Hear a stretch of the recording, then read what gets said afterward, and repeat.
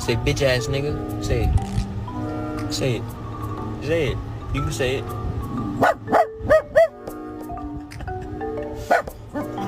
Ma!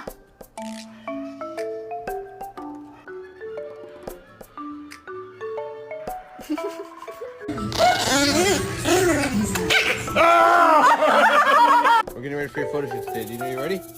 All right. We're gonna smile. Ready? 1, 2, 3. Cheese.